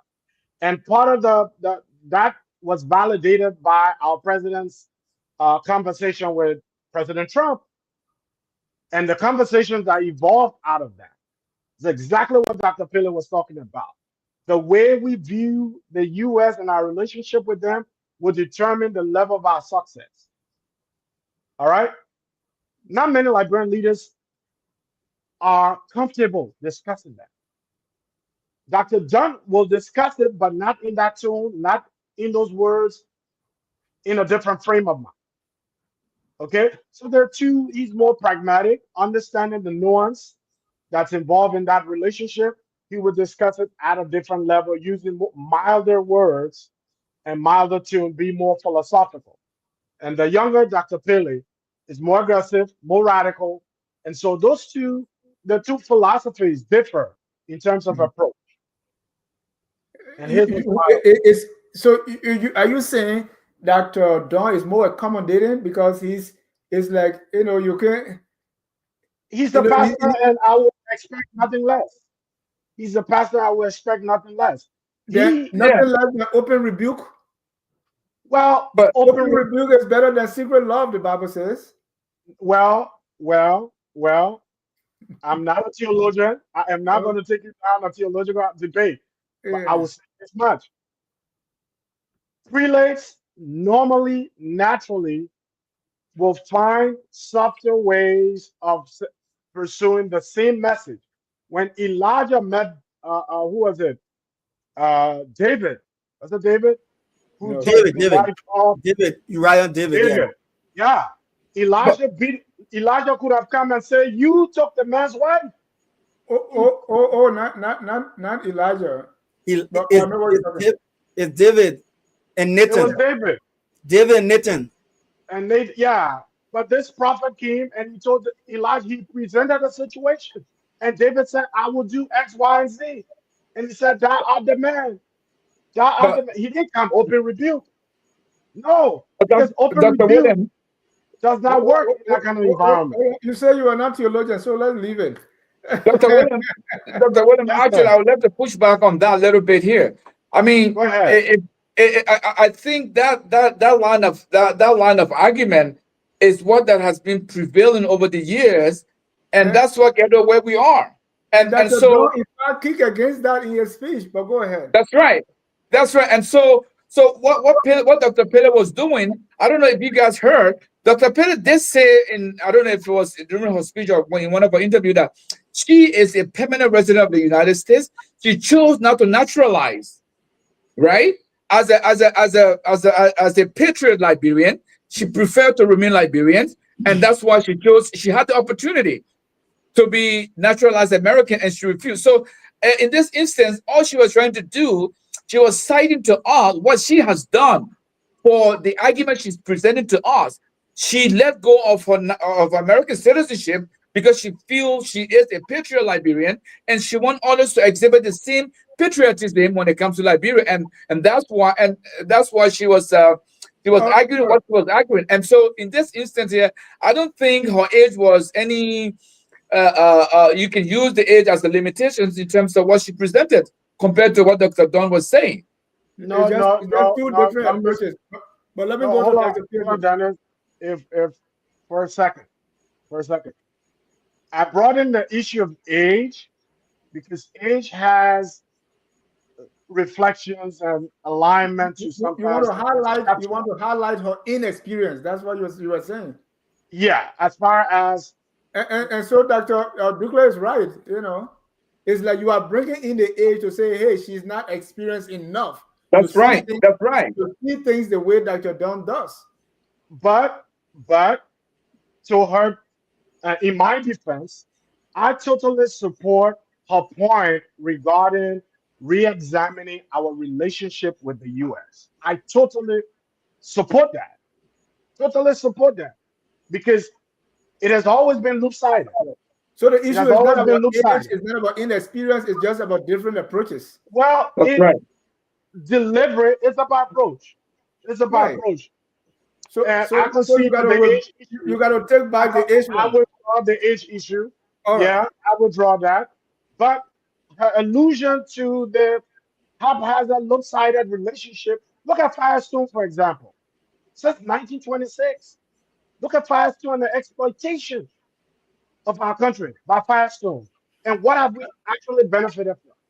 Thank you. Let me bring Firestone you is responsible for our underdeveloped agriculture sector and many other setbacks because of their presence in the country. And so, yes, I agree with her. I agree with her. The delivery and the approach, no, I don't necessarily do, but I agree with her point.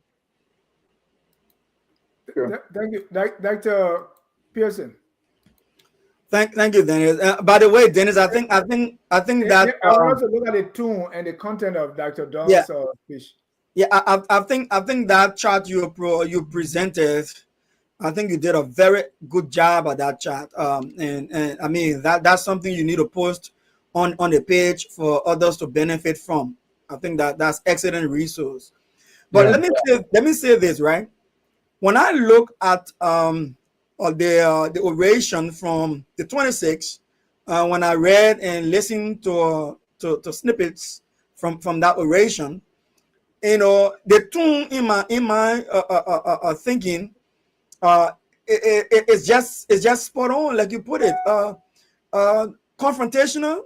And the other, when I look at Dr. Dunn, Dr. Dunn is an appointee of President Boyka.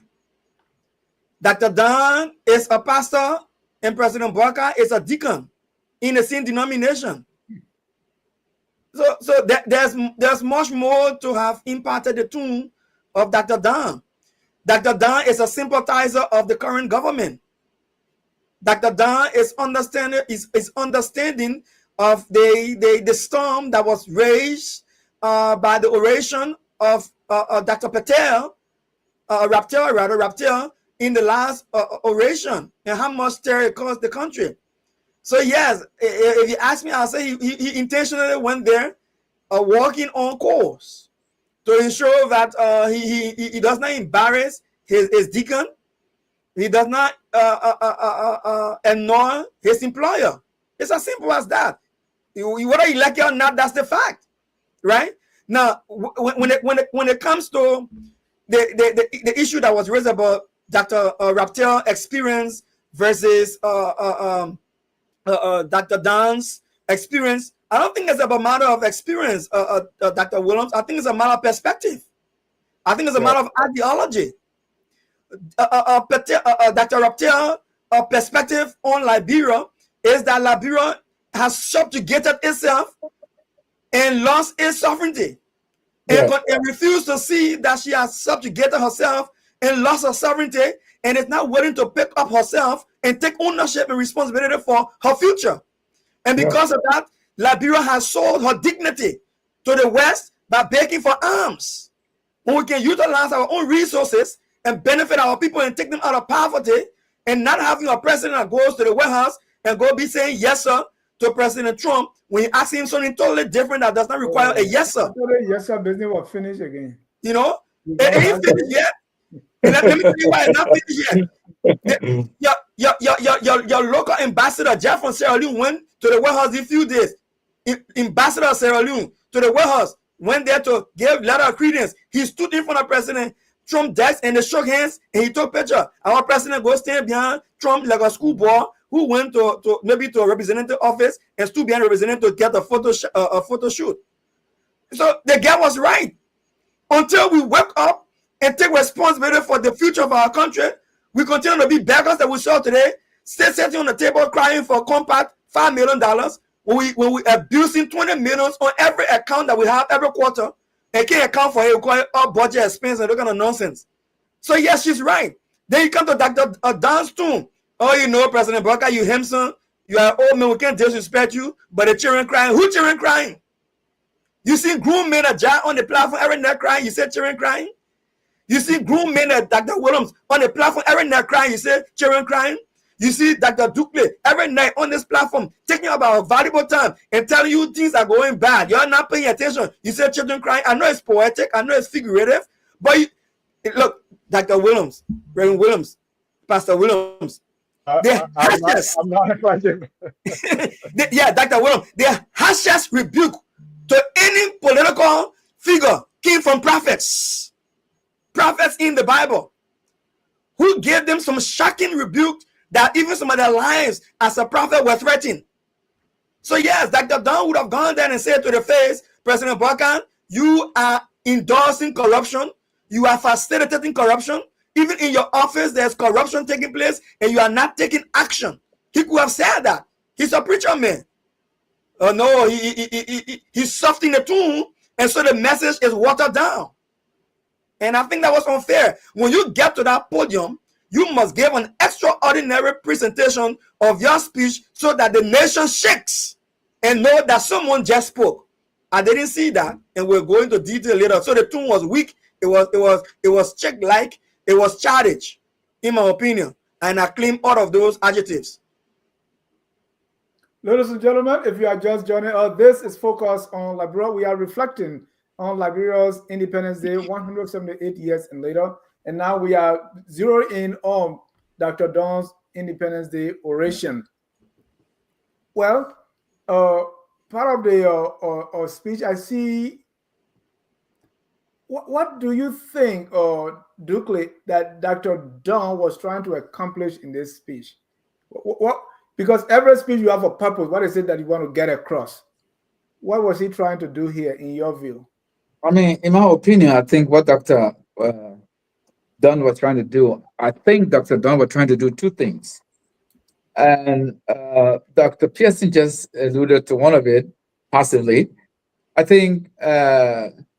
Dunn wanted to acknowledge the ill that exists in our society and how those ills have impacted on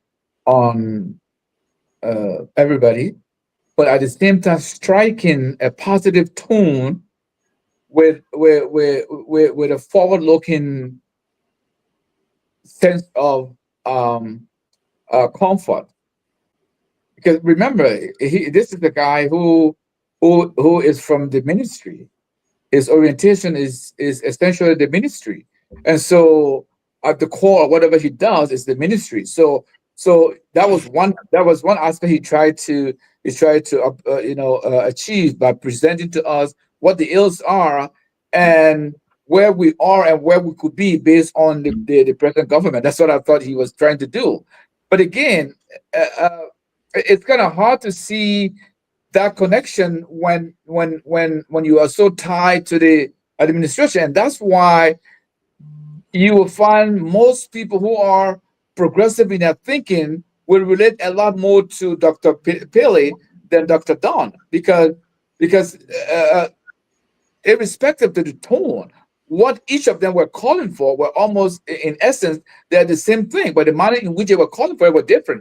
So those two things that he was trying to do, he did one of them very well, and the other one he didn't do it that well, which was, yes, the forward-looking aspect of what he was doing A lot of people wouldn't relate to that, and so on the other hand, on the opposite of that, Dr. Rapte was telling us it's about time we look at things and we should act differently. And that's why I'm not even sure when you say confrontation, I don't think it was confrontation at all. All she was doing, she was telling us how she think we should do it, because the other previous wave that we've done has not worked. So it's about time. And so I don't see anything wrong with the way she presented her ideas. Dr. Dunn, on the other hand, is from the mainstream, the Unity Party influence and all that, and that's what we got from him. Thank you. Dr. Dunn speaking on anti-corruption and governance, the strengthening of the Liberia Anti-Corruption Commission, and just yesterday the signing of an MOU between the Financial Intelligence Agency and the LACC that serves as a conduit towards unified oversight is indeed a step in the right direction. Then on infrastructure, he said, driving from Monrovia to Zwedru, I have witnessed firsthand a renewed momentum in road rehabilitation, reminding us that inclusion must begin with access. In addition, the performance of the Liberia Electricity Corporation within the last few months signifies that with proper leadership, change is possible. Dennis? Yes, sir. Dr. Dunn was essentially telling our president, on one hand, recognizing that we're not where we hope to be, but we're not where we were a year and a half ago. That was one. Yeah. So on one hand, I wonder that included tenure position. Go ahead. Well, he also mentioned the whole idea of one, respecting the opposition. Right. Respecting the opposition. He was in essence recognizing that people in opposition were either one, being kicked, put out of their jobs. That's coming from the people, and the people were saying that. He was recognizing that there are not many opposition persons with the intellect and the capacity who are retained in government. He was also recognizing some of those very issues. But he didn't want to say it, right? He specifically said how you did this, FIU, anti-corruption, the rules. But when it came to tenure and what CDC people see or the previous government saw as witch hunting, he was very silent on that. Maybe I don't think he was silent. I don't think he was silent. He may not have detailed that in the speech, but he basically talked about respecting the opposition. Respecting the opposition. Meaning recognizing the reburial of President Doe has a sign of reconciliation and all that. He was specific when it came to what the president is doing very well. But then when it came to what he's not doing so well, he didn't want to say it. He generalized it. Right, he generalized it. That was deliberate. It comes from it's very deliberate. It's very deliberate. It comes from the theological, his theological training. He's the very close alignment. I didn't see that training from Ezekiel when God told him and said, "You are the watchman of the people. You stand at the city gates and blow the trumpet." So I didn't hear that when when Nathan pointed at David and said, "You are the one." He didn't generalize. Yeah, well, he philosophized the situation before pointing David out. He could have gone and said, "You did X, Y, and Z." He could have done that, and what would the results have been then? They don't call him back. But here is the thing. Here is the thing. Did he get the results he sought after? Yes. David repented. So oftentimes, to each his own, to everyone, every prophet, there is an approach that resembles who they are, what they are. There's an approach. The approach undertaken by other prophets was different from what Elijah took. So everyone has his own approach. Right. In fact, when God told Gideon, I think there was a tree that the people were worshiping, God told Gideon to cut it down. Gideon did it at night. Wisdom. Not in the day. He didn't want to do it in the day before, because they're going to stop you. They're going to stone you. Exactly. So that's wisdom. Dr. Pearson, I think the pastor here is that's the wisdom, from God. The Bible says, "Be slow to speak." I almost thought I was the national orator, and I started to get high on Dr. Dunn. But let's be very frank. Dr. Dunn was compromised at that ceremony. He's a presidential appointee. He's like majority of the pastors. He's like some of the pastors in Liberia right now who are sitting on boards of corporations and things. They cannot even preach and say anything about Joseph Boakai government right now. Listen, people are compromised. You can see it in their speeches. You tell me, yes, Dr. Dunn will literally highlight things he wants people to hear in praising the president. When it comes to corruption, he generalizes it and he plays safe. Listen, there is no safety around the things that are eating up the country from the inside and causing it to be backwards. When you have the opportunity to lay out those things, be precise about what you want to call it out clearly and loudly and let the people hear. Dr. Raptel's speech made rounds for months because she was not influenced by the invite that she received. This Dr. Dunn is an appointee of President Boakai. He's a reverend of the Deacons Church or denomination. More to that, he's also Unity Party sympathizer or member, if I'm not mistaken. So there are so much things that come into play with Dr. Dunn. Does he live here or Liberia, Dr. William? Where does he live? He lives here in the U.S. He lives here in the U.S. So just like, but some also we try to say, "Oh, you're not there." So I was surprised that they got. I mean, Dr. He lives in the U.S., but he travels back home very regularly. Dr. Pillock, just like Anthony said, Dr. Pillock came from the UK. Now the other orator coming from the US. I mean, what is it a message here that we need to pick up on, or just coincidental? Well, I think it's coincidental. We have Liberians around the world doing very great things, and it's important sometimes to have them come in. We talk about inclusivity. I don't think there's a problem. Dr. Dubenya was resident here when he was selected. So in the last 4 or 5 years, we have speakers who, and I think the wisdom behind that is to select a Liberian who's from outside looking in. Kind of bring a fresh perspective. Why they couldn't maybe superintendent now and they say, anyway, that's a different case. So everything under the sun, Dennis, has a time. Your superintendentship is coming. It's coming. Just be patient. That's a person. Go ahead. Yeah. So let me just close by saying, look, I don't want people to misread what I'm saying here. Look, I'm not saying he didn't say some things that are meaningful. Of course, like I said, he literally recited a lot of the things we normally would say on a daily basis. So for me, there's nothing strange there. All right. So, but I feel like he didn't raise the stake high enough to get the traction that he's supposed to have gotten from the government to cause significant impact on the government to make a change. Someone said when the president appointed a committee. So your assumption there is when you tough on the government, then the government can do something. If that is true, then they will have implemented what Dr. Pillock suggested.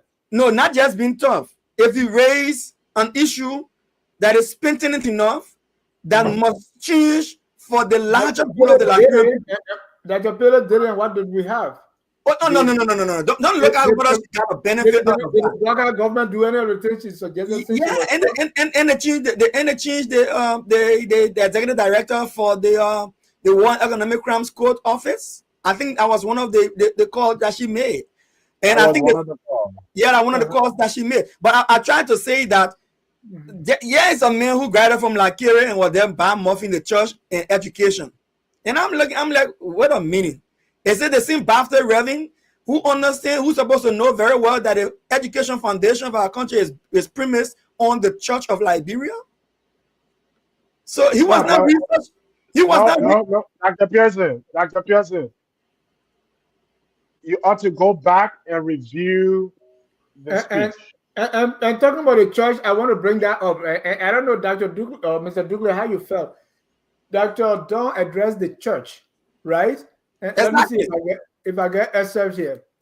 He said, to the Christian church in Liberia, it is time for a deeper awakening, a revival not just of prayer and worship, but of purpose and responsibility.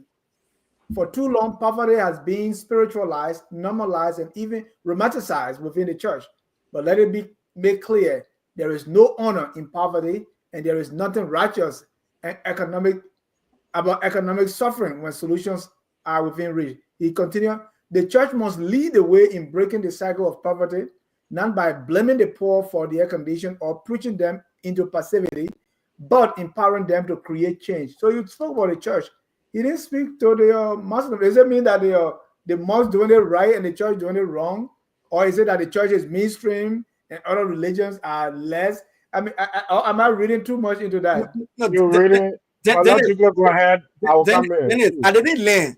We are Okay. 80% a Christian nation, right? I think you published it the last time too. From the last census, we 80% or 82% Christian nation, right? In our population, right? Nope, We can even be 90, but we got to speak to everybody. The Muslim No. population is 12%. The parity is higher than that, Dr. Pearson. Hey God. No. It's a ratio of 48-52, thereabout. No, Not your less. national census say your country is 80% Christian nation. That's not true. That That is not true. That is not true. Let's whatever the Dennis, answer, if it is 90%, we should still speak to everybody. Go ahead. it's 80%. It's 80% and more. If I'm not, it's 80%. It's around 80%. But that's what I want to say. That's what I want to say. He tried to. What I see him doing there was that he negated the government responsibility, constitutional responsibility to educate his people, and put the responsibility on the church and criticize the church for not educating the people out of poverty. But this is where I differ him on. The education that brought Liberia out of poverty is based on church-based education programs. But government give them that space. So, Dr. They're not talking about the space. They're not talking about the space. Dr. The Pearson. education in Liberia, the quality of education in Liberia across the board is primarily based on church-based education. Dr. Church-based Pearson. education. No, let me just learn. Let me learn. It's church-based education. When it comes to university level education that brought people out of poverty in Liberia, majority of your top leading education, higher learning institutions in majority in Liberia are also faith-based. United Methodist University, AMU University, Cardinal University. I got your point. Even President Baka Graya for CWA, it's a church-based program. I got your point. So his analogy was wrong, misguided, and a misrepresentation of the church. I just want to disagree with him on that. Thank you. Dr. Douglas, you're Muslim. Did you feel that Dr. Dunn was speaking only to Christian and not Muslim? Or is it because the Muslim doing it right?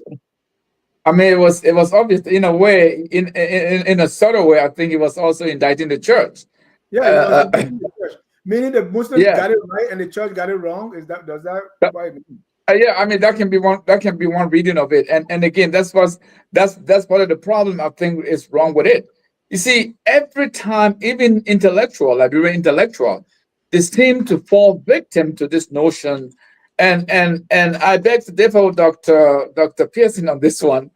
That the statistic that you just cited is it's off. It's not even close. It's not even remotely close to reality. This 80-20% you're talking about. But I think that will be a debate for another day. We shouldn't allow ourselves to be dragged into these things when people talk about these things. Look, Dr. Dunn, I think if I have anything faulty to say about his speech, it will be that particular snippet that you just talked about right now, Dennis, because it's almost like, what are we doing when we're supposed to be in the forefront of doing this, and Dr. Pearson, let me tell you, Liberia is not out of poverty yet, not even close. We are not yet. Maybe we are on our way, but we are not out of poverty yet. And so what Dr. Dunn was doing there again, I wholeheartedly agree with Dr. William. He comes from the ministry, and you could see the ministry in everything he said. Everything he said, it was just hindered with the ministry because that is his background, and why not? But again, you have to speak to every sector of the Liberian citizenry. It does not matter if they are Christian or if they are Muslim, whatever. You're supposed to speak. And in this instance, he wasn't speaking to non-Christian Muslim, non-Christian Liberian, as you said, as you heard that in the snippet that I spoke about. So sometimes, again, people allow themselves to fall victim to this false narrative, this false notion. Look, we should be beyond this argument. Liberia is not a Christian state. Liberia had never been, and Liberia will never be. And you can even see some very misguided and half-educated pastors or I don't know, church people who are on the social media, piloting this divisive notion of Liberia being a Christian state. Muslim have no right to be here. They will never be citizen. I mean, all this kind of nonsense. We should be beyond that. We are at a place where we're supposed to be bringing the reality as it is to the people who listen to us and people who follow this program. And so I want to bring in our callers here, 605-313-6004. The code is 791-403#. We are reflecting on Liberia's Independence Day, 178 years later. And ever said, Dennis, Mr. Jai is bending over backwards to appease Muslim. And that's the problem, right? Because this is not true. I saw that. It's not true. Anytime you mainstream one, that's why when people talk, they say, religious leaders. Because right now, even the traditional African belief, that population is growing in Liberia. So we have to be very careful when we say, okay, this is Christian, this is what we are not doing. The church. Well, unless the rest of the people are doing it right, except Christian, or you are saying, hey, the rest don't matter. This is the role that Christians are supposed to play, and so you are not playing the role, and so that's why we are the way we are. We have to speak to everybody. Dr. Pearson, you feel me? I don't think it's about whether Liberia is a Christian state or not Christian state. I think he just misspoke. That's what I think. He misspoke. I think he was not informed. Yeah. He did not rely on the existing data, and he misspoke. That's all I can think about. That's all I can attribute that to. Because I mean, and you know what I can say too? I think he was just finding some kind of group to be tough on, because since he was easy on the government, he just needed somebody to whip. Exactly. I agree with you on that. So they can say he was tough on something. Dennis, Yeah. let me say on the two issues. I'll start first with the issue of the church and not Islam, because a lot it is for us Christians. We see it a lot, especially now in the new church. They are holding on to their congregation just about every day in the week. No, everything he said there is perfect, 100% true. Yeah. I agree. And so Dr. Dunn tend to focused on the church, not Islam, because Islam Fridays and whenever they go to the mosque, they're out of there. People are doing their businesses, but now people are looking Because for he's not miracles. informed. He's not informed. He's not That's informed. all. Yeah, Right. he's not informed. If you were informed, he wouldn't say it that way. He's not informed. Because there are What do you issues say he's also not in the informed? mosque. Say what? I said there are issues in the mosque that are No, also. those issues, but those Yeah. issues are not at the level of how it persists in the Christian church. No, they are today. even No, more. that's not true. No, That- no, that's an argument for another day. yeah. We can come on. We can come on a Sunday. We can come on a Sunday and do that. Okay, but on the issue of education, Dr. Pearson, on the issue of education, historically, our government have relegated their responsibility for the provision of education to the church. Yes. Now we in agreement. Performing today are church-related schools. Now we in Yes. agreement. Our products Yes. of church-related schools. Now we in agreement. His point was government needed to take that back. No, that was not the point. No, that's not what his What was point. His point was the church is exploiting the members and making them poorer, but not educating them to come out of poverty. That was his point. He's dead wrong. No. I'm done with that point. I'm done with that point when we talk about Islam and the church. Why Islam wasn't mentioned was the church. And I've now shifted to the state and not just Islam of education. Yeah, not just Islam, but the state and education. And historically, the state have relegated the responsibility to the church. And so public schools are struggling today because the state believes that private individuals can provide it. And he is saying, no, that situation needs to be reversed. No, he's not saying no. He's not saying no. And really, the state has not abdicated his responsibility now. The state just can't do anything.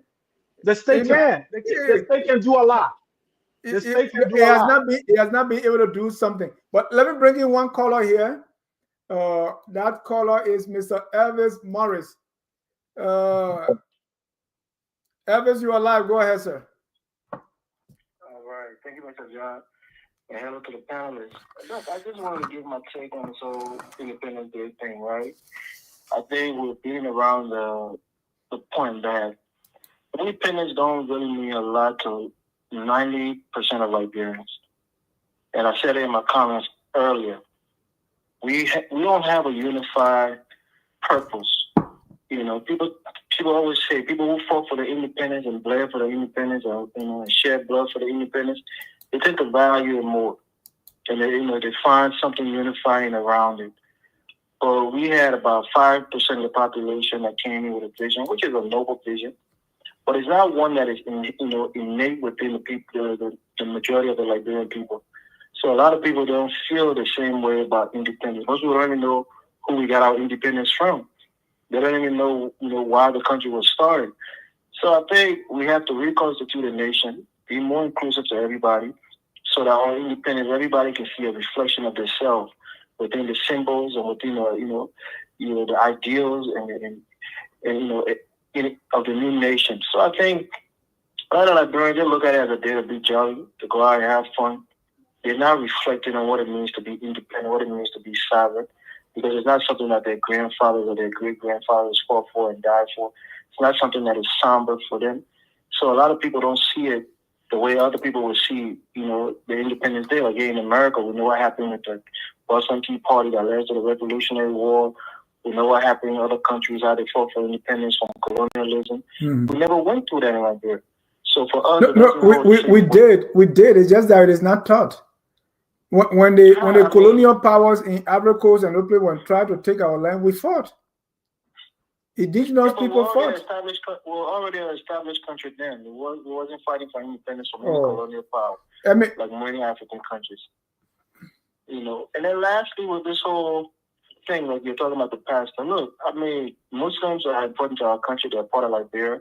Not just Muslim, other religion, including traditional African beliefs. No, I hear it. We'll be specific, right? Yeah, no, I don't want you to specific. I don't want you to just say Muslim. I'm talking about people.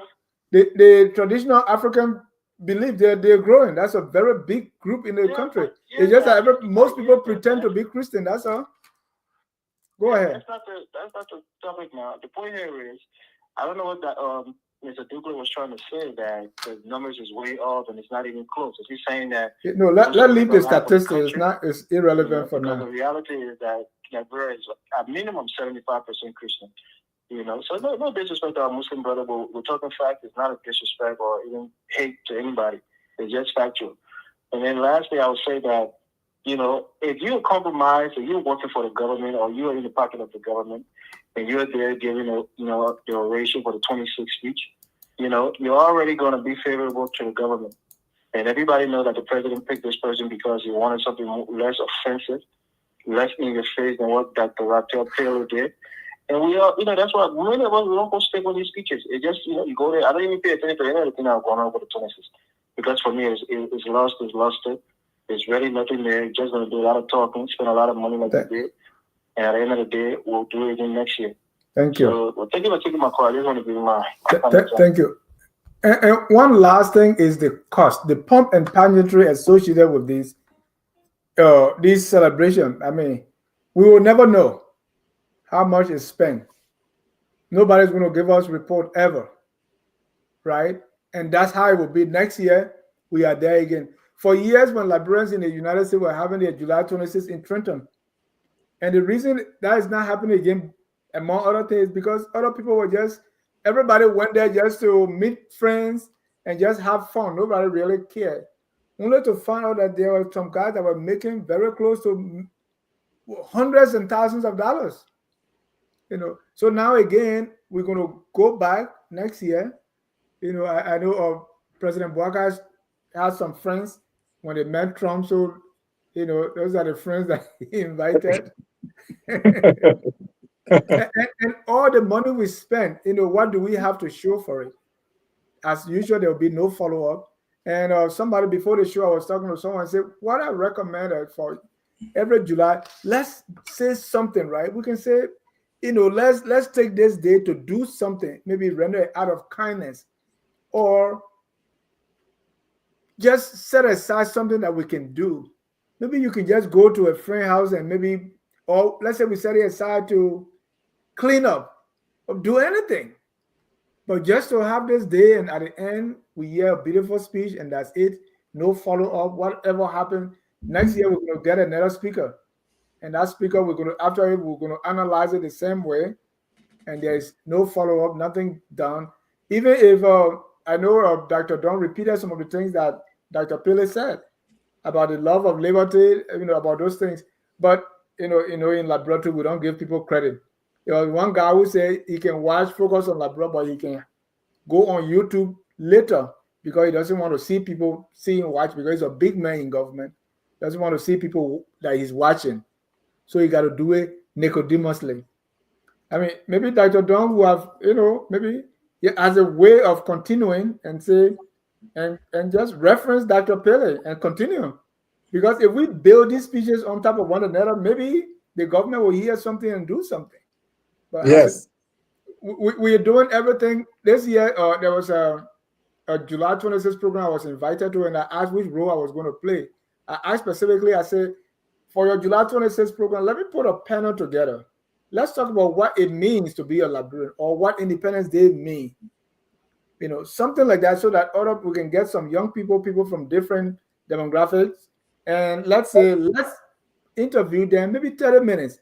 Let them tell us. He said, oh, it's late, because we have speeches. Because we are so used to that program. When I was in Dominican Elementary School, that same program, introduction of the occasion, introduction of the guest speaker, vote up, that same style every year.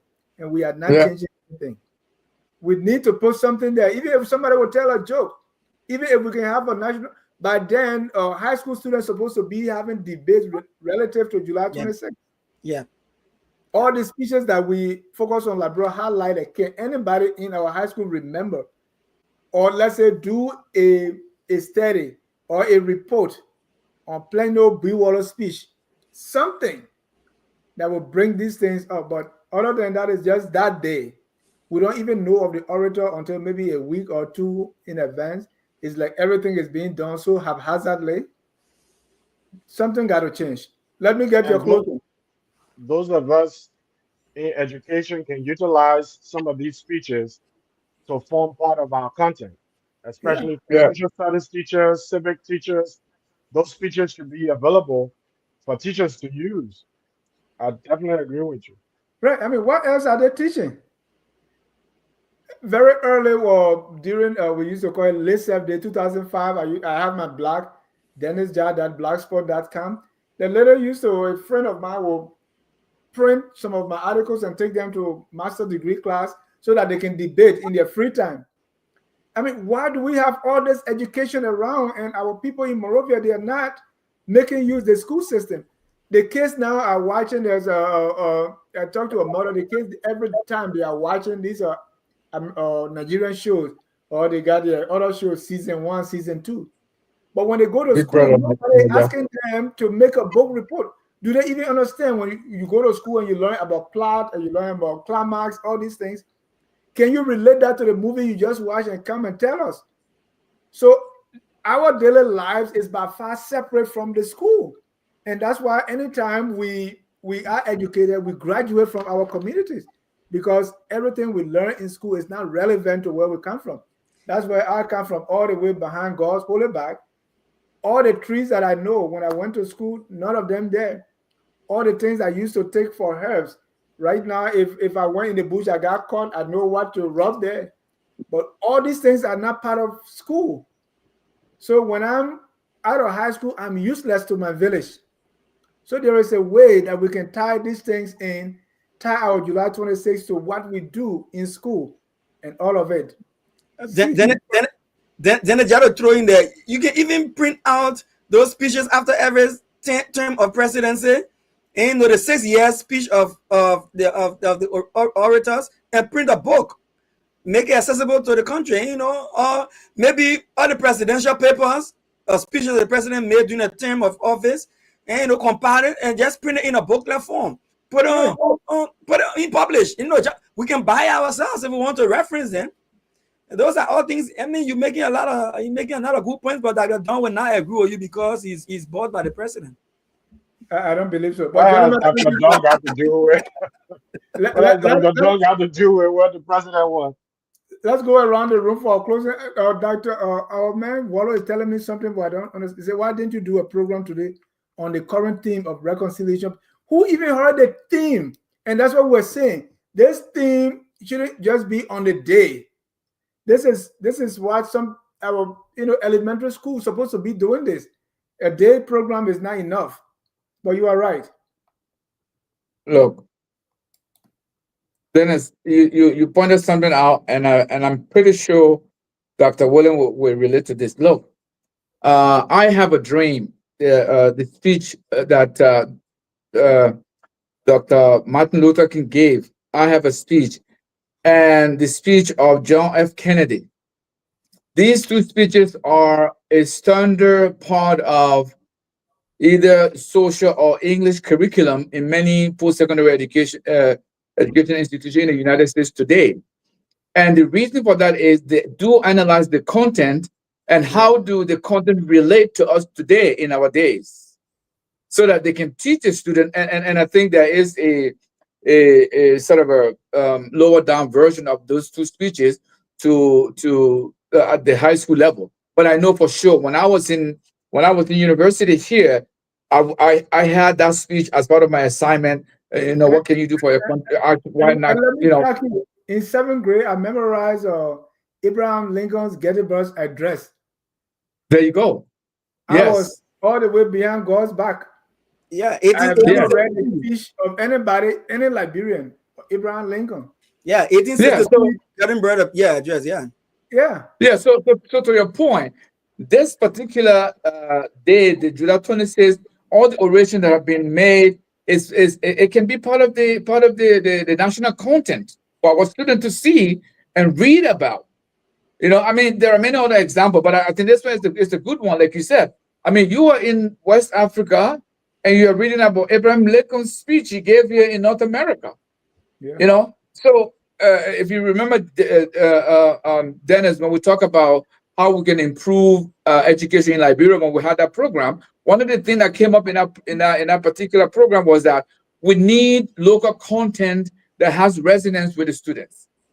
Because you're closing over. You're closing. I think this should be the beginning of. You have 30 seconds.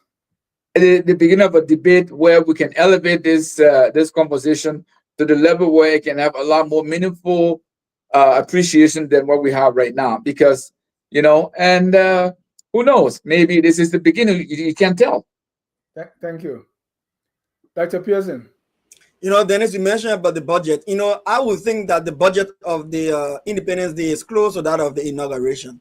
If you think about all of the inputs that go into it, and receiving international guests and all of the things, it probably might be shy 10% or 15% of the inaugural budget. And that tells you how much money we put into these things. I think it is relevant to celebrate our independence because every country has to have some appreciation for her history. But I think we should be project driven, where we can unveil a national project every year on Independence Day. And if we want to listen to any big speech, it should be a low key ceremony. And I will look towards that. I have nothing else to say about the inaugural speech other than the fact that it was party driven, it was watered down, and the clergymen only thought to embarrass the church with misinformed information about what the church contribution has been in reducing poverty through education. And I think it was a disservice to the church. Thank you, Dennis. Thank you. Okay, I get one caller, and that's the person who put up the show for July 26th. FOL July 26th program was put up by the scholar Jackie, and she's on the line. She wants to make a contribution. Jackie, you're live. Yeah, Dennis, how are you? Great. And hi to the panelists. So listening, I have two things. The repository of books on Liberia or Liberia papers were done by Dr. Verlon Stone and Dr. Ruth Stone and the others at considerable expense. So if the Liberian government thinks that it is important to do that, then they should do that. But I am shocked, listening to your panelists talk about they should put the speeches. Of course, they should put the speeches. We went around looking at different websites to find speeches, but I heard somebody saying, oh, they should put it in a book. Well, if they had done their research, they would know that Anthony Barclay had put a book together of historical reflections through selected Independence Day orations. And he published that book. That book has been sitting there. So if they want to know about orations, they can purchase that book, because that book was done, and I have a copy. As soon as it came out, I did a copy, and that book was out by 2017. So I don't know how they're talking about, their speeches should be in one place. There is a book, and the book is called Historical Reflections Through Selected Independence Day Orations from 1855 to 2000, copyrighted 2017, edited by Anthony Barclay. So I would ask that they go and find the book, purchase the book, so that they can read about the various orations from Liberia. Thank you. Thank you, Jackie. But let Jackie hold on. We did not say there was no document for it. We're saying, is there a place in the Republic of Liberia where people can go? I heard that, but there was also someone who said there is no book, there is no collection. And I'm saying No. Nobody said that here, Jackie. Well, But again, Jackie, Sister Jackie, the question Dennis asked was whether there was a repository, and what you're talking about is not a repository. This is a book. Yeah. I mean, there's a big difference between a book and a repository. What Dennis was saying. There is a book. All right. People can buy the book. Thank you, Dennis. And thank you, Jackie. I'm posting the link to the book on here. If you are watching, please I'm posting the Amazon link. Let them purchase the book so they can read it. Thank you, Dr. William. You're closing.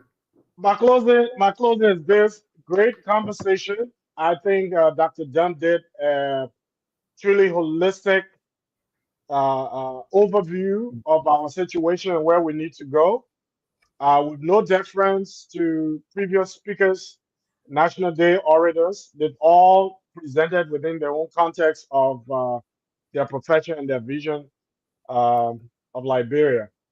I think, borrowing from Mr. Ducla's comment initially in terms of action, I think FOL, and I'm going to challenge you, Dennis, that FOL by Friday, and I'm open to working with you, we will communicate to the Minister of State. We will communicate to the Minister of State requesting that speeches, it's safer for us to say from 2005 to the present. We can take it back realistically to what it takes, and that those speeches be made available online, whether it's on the Executive Mansion website, but somewhere that people have access. I think that's going to be a major action step by FOL to communicate with the Minister of State. I'm prepared to work with you on that. As far as our National Day, it's a day of reflection. It's a day that's, and I agree with Dr. Pearson in terms of be physically responsible on how we execute some of these programs. Uh, Actions and celebrations such as these ought to be with a focus on leaving behind a legacy that all Liberians can benefit from, that's spread across the country in ways that benefit our people and that helps to move the country forward and continue to unite our people with one purpose, one destination, destiny. Thank you. Thank you. On that note, we're going to be concluding our program tonight. Tomorrow, same time, watch Habitable Healthy Living. On Thursday, you watch Tough Talking Thursday. On Friday is Friday Night Debate. Sunday is On Point, and so on and so forth. Until then, we close with our song that says, "We are all Liberians." Have a good night, and God bless you. We are Liberians.